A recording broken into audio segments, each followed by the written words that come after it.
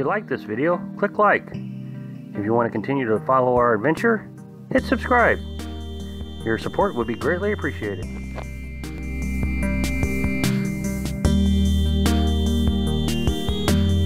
Hello, Little House on the Road subscribers and followers.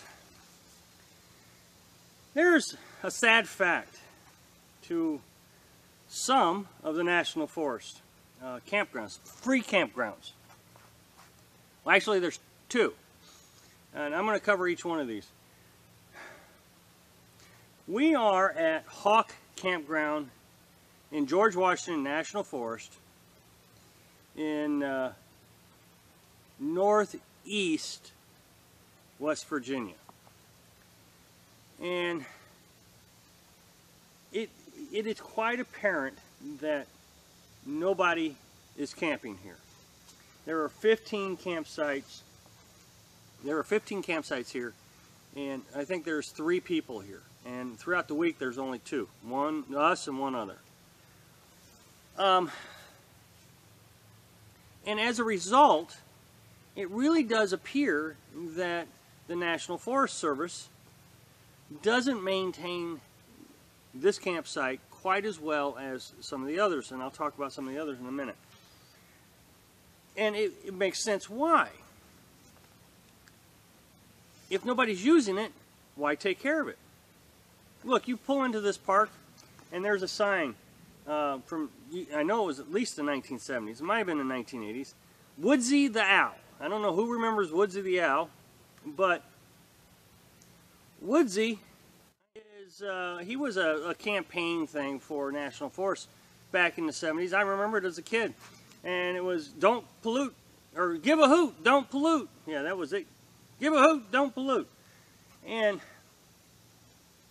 it was, you know, a neat little jingle. I haven't seen that commercial in years. But there's a sign up here with Woodsy the Owl on it, and it's completely faded. I mean, you can barely read it. It's been there forever. Most of the signs are hard to read or really need a paint job.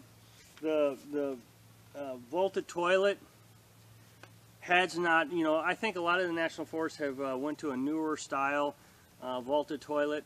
This one is the original. The walls are all warped, very dirty, not well maintained. But toilet paper is always filled appropriately. The grass could use some cutting. You know, both of the campsites we've been at to in the George Washington National Forest, grass hasn't been cut in, you know, a couple months.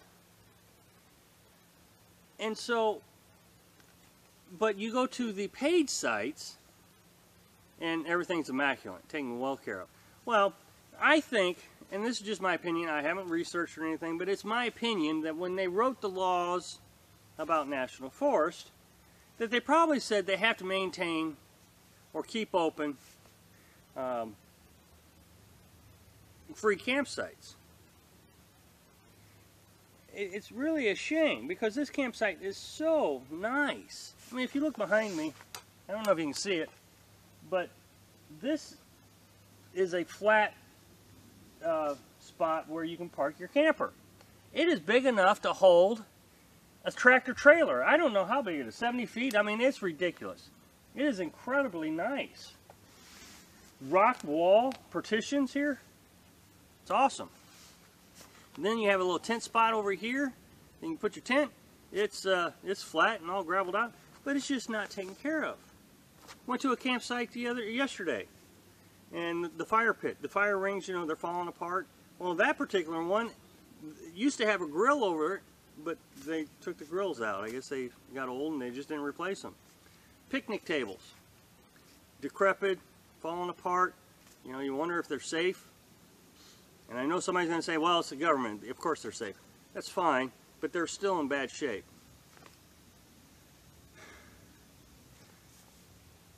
I think what we need to do is people need to start coming to these free campsites. They really do. We've paid for them.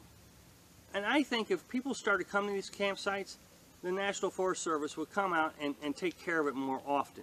And I know this because down in Kentucky at the Great Meadows campsite in the Daniel Boone National Forest, that campsite it was packed. There was actually two of them, one across the street from the other. They were packed every weekend, completely full. Well, the grass was mowed every weekend. Well, not weekend, it was like Tuesday, I think. They mowed the grass. And on the same day, they would come in and sterilize the Volta toilets. I mean, you could smell whatever sterilization products they were using. It was incredible. So I know that the National Forest is going to take care of these free campsites if people come and visit them. Now, the other sad fact of this is, and this is the point number 2 I wanted to make, is people abandon these campsites. They'll come out, set their tents up, and leave them. And we've seen this twice now.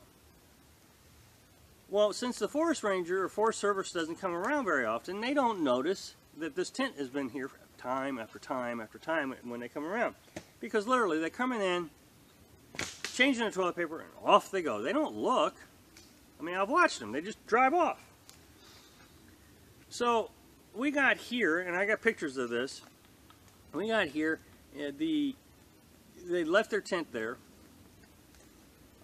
They packed all their trash up and put it in a bag.